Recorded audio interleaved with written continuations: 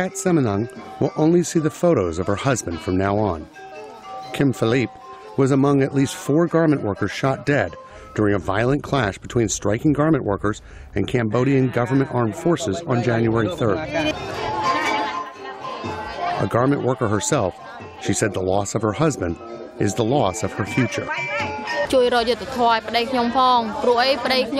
I want justice for my husband because he did nothing wrong. He just protested for a higher wage for workers and teachers and for a lower cost of living. But why did they shoot him with real bullets? Hundreds of garment workers were demonstrating for a doubling of their minimum wage of $80 per month when they threw rocks and Molotov cocktails at government security forces, who responded with live ammunition. Susam Ol is the father of the slain worker.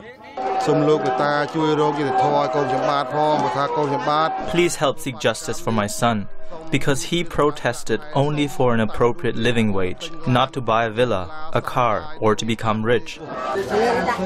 Apart from at least 4 deaths, more than 30 people were injured and 23 others were arrested in the clash.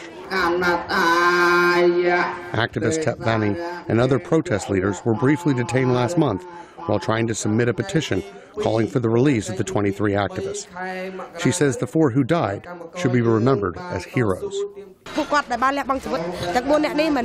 These 4 sacrificed their lives, not just for themselves, but for all the garment workers across the country, so that they could get a minimum wage of $160 per month.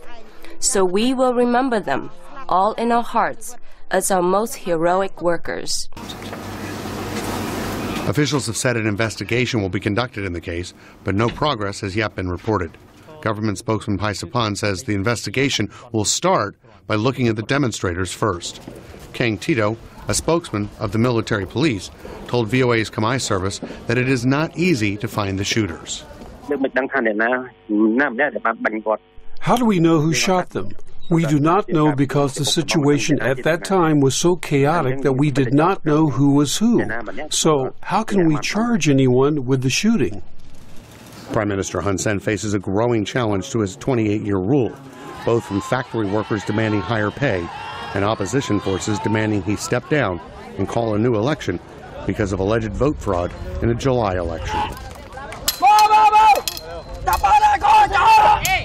For Mony, I'm Colin Lovett, VOA News.